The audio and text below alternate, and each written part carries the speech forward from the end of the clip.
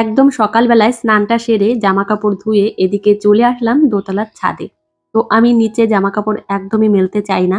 একটু কষ্ট হলেও আমি ছাদে এসে জামাকাপড় মেলে দিই। বিশেষ করে ছাদে জামাকাপড় মেললে একবারে শুকিয়ে যায়। তো হ্যালো এভরিওয়ান, গুড মর্নিং। কেমন আছো সবাই? আশা করছি তোমরা খুব ভালো আছো। যে যেখানেই আছো সুস্থ আছো। আমিও বেশ ভালোই আছি।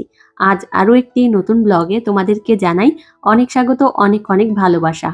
সকালবেলায় সমস্ত কাজকর্ম সেরে তারপর আমি একবারে স্নান করে জামাকাপড় কেচে ধুয়ে নিয়ে মেলে দিই। তারপর ঠাকুর পুজো করে আমি রান্নাঘরে যাই। তো এটাই প্রত্যেকদিনই করে থাকি। আর এইভাবে নিয়ম মেনে কাজ না করলে আমার সত্যি ভালোই লাগে না। এইভাবে প্রত্যেকদিন নিয়ম মেনে সকাল থেকে কাজ না করলে সত্যি বলতে সারাদিন কাজে একদমই এলোমেলো হয়ে যায়। সেই সঙ্গে সময়ের অপচয় হয় খুব। আর বিশেষ করে আমার একটা ছোট্ট মেয়ে আছে। আমি সবসময় চাই কাজগুলো গুছিয়ে করার। তো যাই হোক, এদিকে জামাকাপড়গুলো মেলে দিয়েছি। সকাল থেকেই এতটা পরিমাণে গরম কি বলবো। এই ছাদে তো উঠতে ইচ্ছা করে না। তবুও কি করব, ছাদে একটু কষ্ট করে এসেও জামাকাপড়গুলো মেলে দিলে একবারে শুকিয়ে যায়। তো এদিকে এখন আমি ছাদটা একটু পরিষ্কার করে ঝাড়ু দিয়ে নিচ্ছি। আসলে কি হয়েছে বলো তো? তোমাদের দাদাভাই এখানে কাজ করেছিল, মানে মিস্ত্রি দিয়ে। তারপর থেকে এখানে দেখো কিভাবে নোংরা হয়ে রয়েছে। তো ভাবলাম এখন একটু ঝাড়ু দিয়ে দিই। তবে এখন পুরো ছাদটা আমি পরিষ্কার পরিচ্ছন্ন করব না। অন্য একদিন হাতে সময় নিয়ে, বিশেষ করে স্নানের আগে তারপর আমি পরিষ্কার করে নেব। তো দেখো পাশের বাড়ির একটা নারকেল গাছ আমাদের ছাদ লাগোয়া। তো তারপরে এই একটা ডাল পড়েছে, এখন আমি ফেলে দিচ্ছি। এখন যে পরিস্থিতি জানো তো, মেঘ হলেই বাজ পড়ছে। তো আমাদের এদিকে মানে পাশের বাড়িতে ৩টে গাছ মরে গেছে এই বাজ পড়ার জন্য। তো আমাদের এই ঘরের পাশে নারকেল গাছটা রয়েছে, সেই জন্য খুবই ভয় হয়। যখন মেঘলা আকাশ দেখি আমার খুবই ভয় লাগে। বিশেষ করে যখন বাজ পড়ে মনে হয় এই গাছে হয়তো পড়ল। তো এই হচ্ছে ব্যাপার। তো এদিকে দেখো আমি জামাকাপড় মেলে দিয়ে চলে এসেছি এখন রুমে। তো এসে দেখলাম আমার মাম্মাম সোনা ঘুম থেকে উঠে গেছে। তারপর ওকে আমি ব্রাশ দিয়েছি হাতে। এখন দেখো ব্রাশ করেছে। সেই সঙ্গে নিজেই চোখ মুখ ধুয়ে নিয়েছে। আদিশ্রী এখন এই কাজগুলো খুব ভালোভাবেই করতে পারে। আমি যদি এগিয়ে আসি যে আমি চোখ মুখ ভালো করে পরিষ্কার করিয়ে দিচ্ছি, কিন্তু না, আমার মেয়ে আমাকে বলবে এখান থেকে যাও, আমি করব। তো তারপর দেখো নিজেই চোখ মুখ পরিষ্কার করে এসেছে।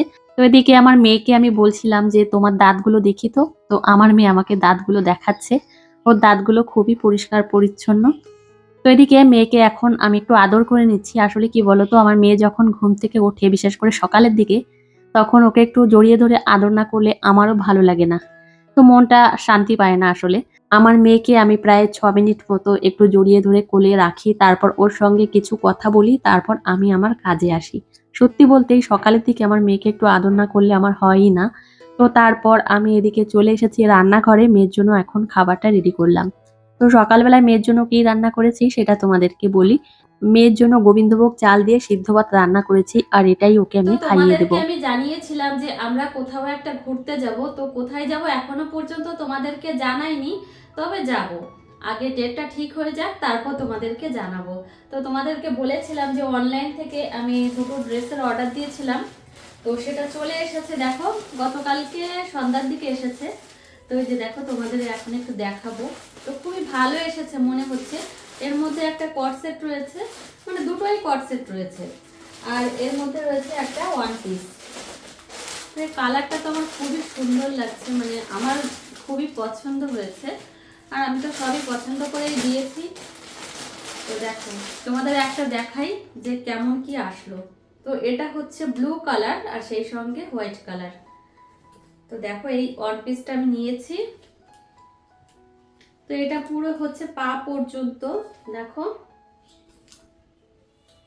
খুব সুন্দর। কাপড়টা একদমই সফট রেয়ন কাপড়ের মধ্যে। দেখো হাতাটা একটু ইউনিক রয়েছে। এখানে গার্ডার দেওয়া রয়েছে, মানে ইলাস্টিক টাইপের রয়েছে। আর গলাটা কিন্তু খুবই সুন্দর, একটু অন্য ডিজাইনের। দেখো তো বেশ সুন্দর, জানো তো খুব সুন্দর হয়েছে। আমি একটু আয়নায় দেখি, পরলে অবশ্য আরো ভালো লাগবে দেখতে।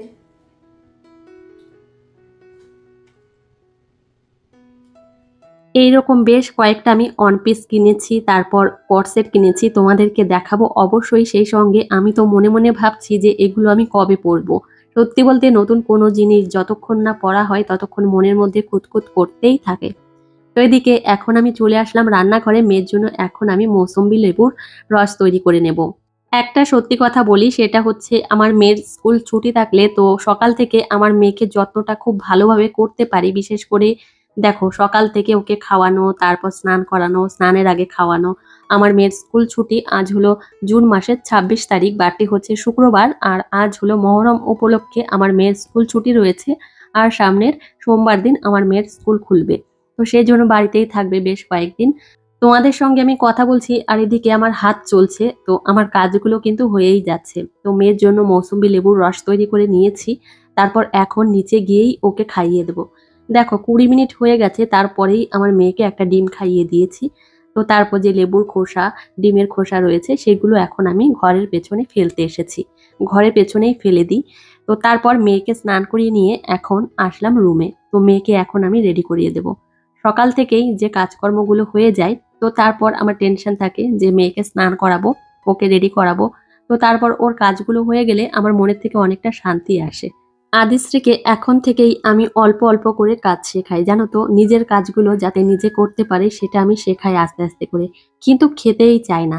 ওকে যে আমি বলবো যে, বা খাবার দিই ওর সামনে যে তুমি বসে খাও, তোমার দাদাভাই খাচ্ছে, তোমার বাপি খাচ্ছে, তুমি খাও, কিন্তু না, খেতে বসবে না। অন্য বাকি সব কাজগুলো করবে কিন্তু খেতে আর বসবে না। আদি, আদি, মামা, কি করবে তুমি এখন? Dash. হ্যাঁ, গাছ। রেখে দাও, রেখে দাও। মাম্মা, তুমি এখন কি করবে বলো? হ্যাঁ বলো। Daddy. কি? Daddy. টেডি? টেডি নিচে ঘুমোচ্ছে, নিচের ঘরে মা, এখানে নেই। কোথায় যাবে এখন? নিচে? তো এদিকে আদিশ্রীকে তো রেডি করিয়ে দিয়েছি। সত্যি বলতে মনের একটা শান্তি, মেয়েকে যখন স্নান করানো হয়ে যায়, রেডি করানো হয়ে যায়, খুব শান্তি লাগে। আর এখন যাব একটু রান্নাঘরে, আর ড্রাই ফ্রুটসগুলো আমি একটু ফ্রাই করে। হ্যাঁ মা, কি করবে? দৌড়াবে? দেখো, দাঁড়াও, আমার সঙ্গে যাবে নিচে, একা একা যাবে না মা, দাঁড়াও, আমি আসছি। অনেক দিন হয়ে গেছে, অনেক দিনই হয়ে গেছে, তোমাদের দাদা ভাই আলমন্ড, কাজু বাদাম কিনে নিয়ে এসেছে। তো আমাকে বলেছে যে এইগুলো গুঁড়ো করে দিতে, কিন্তু এখনো পর্যন্ত আমি করতে পারলাম না। দেখো, সময় পাই, অনেক সময় মনে থাকে না, আবার অনেক সময় সময় থাকেও না। এমন সময় মনে পড়ে তখন আর করতে ইচ্ছা করে না। তো তোমাদের দাদা ভাই আমাকে আজকে বলে গেছে, আজ যদি তুমি ড্রাই ফ্রুটস এর পাউডার তৈরি না করো তাহলে আমি ফেলেই দেবো। তো ভাবলাম ও তো বাড়িতে আসতে আসতে একটু দেরি হয়, তো ভাবলাম দুপুরবেলায় এখন আমি পাউডারটা তৈরি করে নিই। মেয়েকে তো রেডি করিয়ে দিয়েছি, ও ঘরের মধ্যে বসে মুড়ি খাচ্ছে, মানে নিচের রুমে বসে। তো আমি এদিকে চলে এসেছি রান্নাঘরে, আর রান্নাঘরে এসেই এখন আমি আলমন্ডের, মানে আলমন্ড বলছি, আলমন্ড, কাজু বাদাম এগুলো এখন আমি একটু হালকা করে ভেজে নিচ্ছি। তো একদম চটপট করে একটা আওয়াজ হয়, তারপর এত মিষ্টি একটা গন্ধ বেরোয়, তখন বোঝা যায় যে এটা ভাজা হয়ে গেছে। আর তারপর ঠান্ডা হয়ে গেলেই আমি এটা গুঁড়ো করে নেব। আর একদম কড়া আছে কিন্তু এগুলো ভাজবে না, একদম মিডিয়াম টু লো হিটে এটা ভাজলে খুব ভালো হয়। তো আমি সেইভাবেই ভেজে নিয়েছি। আর এই যে দেখো, তো আলমন্ড, কাজু বাদাম ঠান্ডা হয়ে গেছে, তো ভেজে রেখেছিলাম। তো তারপর এখন আসলাম গুঁড়ো করতে। তো আমি মিক্সার মেশিন থেকেই গুঁড়ো করে নেব। তো এইভাবে আমার মেয়ের জন্য আমি, দেখো, প্রোটিন পাউডার তৈরি করে নিয়েছি। তবে অন্য অন্য বাদামও এর সঙ্গে অ্যাড করতে পারো, আমি শুধুমাত্র কাজু বাদাম আর আলমন্ড দিয়েছি। আখরোট দিলে তো আরো বেশি ভালো হয়, তবে তোমাদের দাদাভাই বলেছে যে আখরোটও নিয়ে আসবে। আদিশ্রীর বাপিকে শুধুমাত্র মুখে বলতে হবে যে এটা এনে দাও, ও কিন্তু নিয়ে আসে, কিন্তু আমি বলতে চাই না। আমি একটু চাপা টাইপের, কি বলবো, আমার অতটা ভালো লাগে না কোনো জিনিস খেতে তেমন একটা বেশি, কিন্তু ও খেতে পছন্দ করে, বিশেষ করে ফলটা খেতে খুব পছন্দ করে, ড্রাই ফ্রুটস খায়। আর এখন তো ও প্রায় ঘরোয়া খাবারই খায়, বাইরের কোনো খাবার খায়ই না।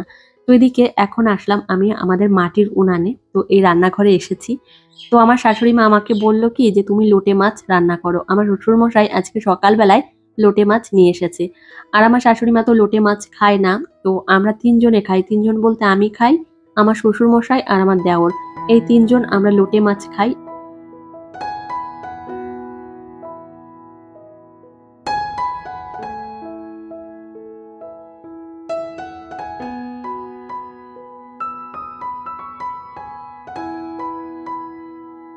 কার কেমন লাগে জানি না, কিন্তু আমার লোটে মাছ খেতে প্রচন্ডই ভালো লাগে, প্রচন্ড ভালো লাগে। কিন্তু আমার বরমশাই তার উল্টো, ও তো লোটে মাছ খায়ই না, উপরন্তু যেদিন বাড়িতে আনে সেদিন আমাকে বলে পচা মাছ নিয়ে এসেছে। আসলে লোটে মাছ দেখতে একটু নরম তো, সেই জন্য আমাকে বলে। আর দেখো মনের মতো করে আমি রান্না করে নিয়েছি, আর এখন আমি আমাদের ঘরে নিয়ে যাব, আমাদের দালান ঘরে। তো এদিকে দেখো এখন নিয়ে যাচ্ছি। তো আমার শ্বশুর মশাই খাবে, আর এদিকে মেয়ের খাবারটা রেডি করে নিয়েছি।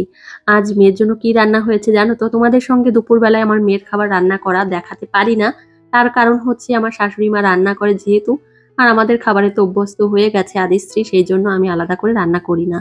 তো আমাদের খাবারটাই খাই। বিশেষ করে ঝালটা একটু কম দেয়, অনেক সময় দেয় না। মেয়েকে আজকে দুপুরবেলায় সাদা ভাত, সেই সঙ্গে কচুমুখী তেলাপিয়া মাছ দিয়ে তরকারি হয়েছিল, সেটা দিয়েই খাইয়ে দিয়েছি। মেয়েকে খাওয়ানো হয়ে গেছে, মানে আমাদের তিনজনেরই হয়ে গেছে। তারপর এদিকে চলে এসেছি মেয়ের রুমে, আর এখন আমরা মেয়ের রুমেই ঘুমোই। তো আমাদের ঘরে বেশ কিছুদিন আগে বজ্র পড়ার জন্য আমাদের ফ্যানটা নষ্ট হয়ে গিয়েছিল আমাদের রুমে। তো তারপর ওই রুমে আমরা ঘুমোতাম না, মেয়ের রুমেই ঘুমোতাম। তো সেখান থেকেই এখন মেয়ের রুমেই ঘুমোই, আর এই রুমে ঘুমোতেও বেশ ভালো লাগে।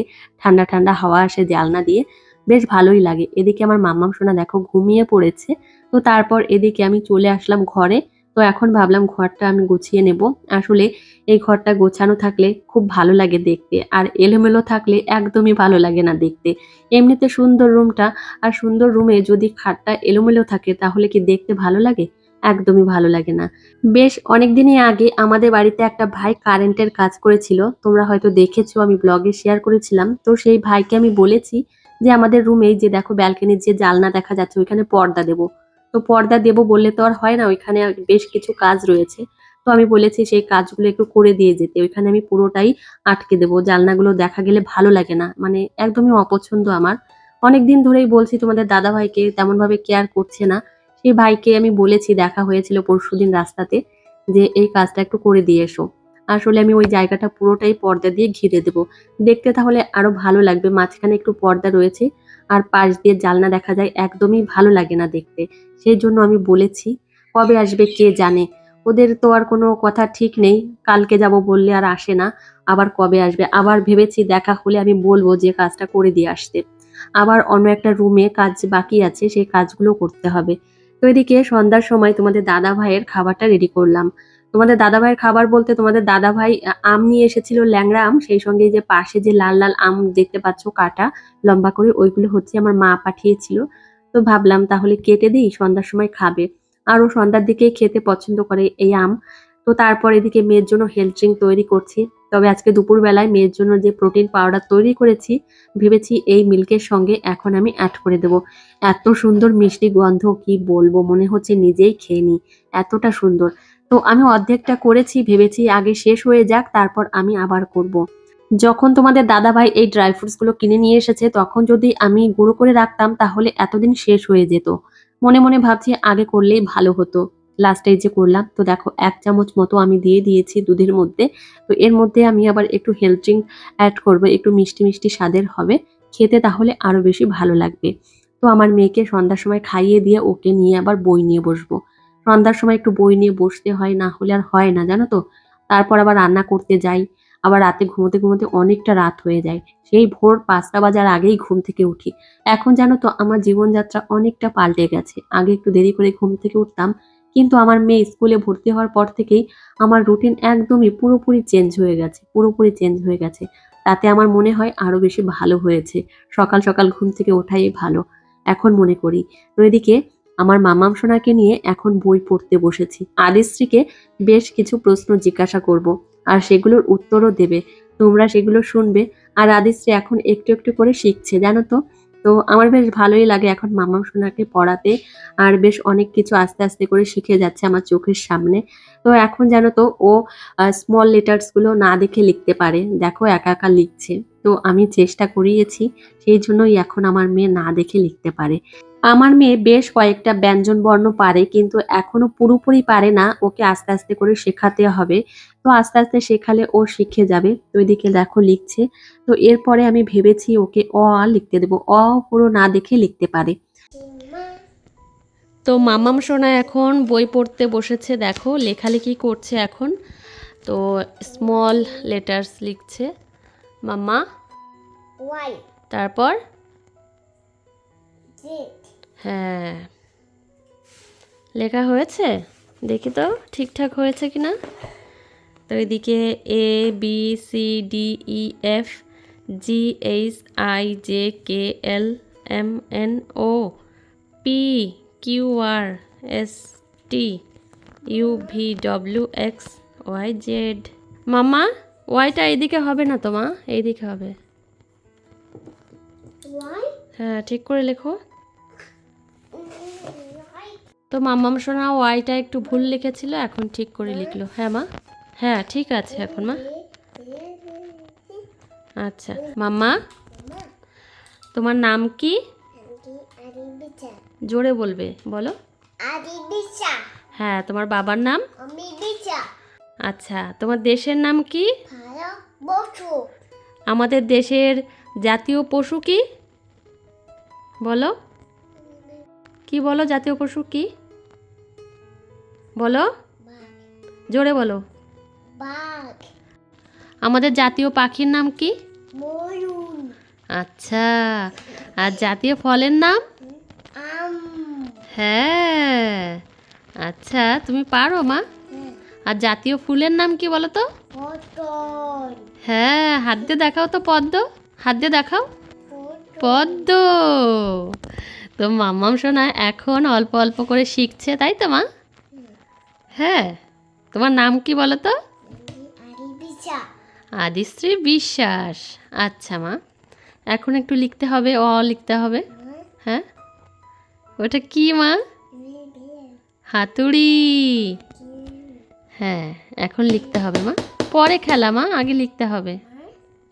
আমার মেয়েকে 1 ঘন্টা আমি এইভাবে বই পড়াবো, সেই সঙ্গে লেখাবো। তো তারপর ও অন্য কাজ করবে, মানে ও খেলাধুলো করবে ওর দাদা ভাইয়ের সঙ্গে, ওর ঠাম্মির সঙ্গে, আর আমি যাব রান্না করতে। এইভাবেই চলছে। তো এইভাবেই আমার মেয়েকে একটু একটু করে শেখাচ্ছি। তো আমার মেয়ে জানো তো আমাকে ছাড়া বই নিয়ে বসে না, কারোর কাছেই বসে না। ওর বাপিকে নিয়ে যদি একটু বই নিয়ে বসে, তাহলে যে কত বাহানা করে ওর বাপির সঙ্গে। তো ওর বাপি আমাকে বলে তুমি ওকে বই নিয়ে বসাও। তো বন্ধুরা, আজকের ব্লগটি এই পর্যন্তই। তোমাদের সঙ্গে দেখা হবে পরের একটা মিষ্টি ব্লগে। ততক্ষণে তোমরা ভালো থেকো, সুস্থ থেকো।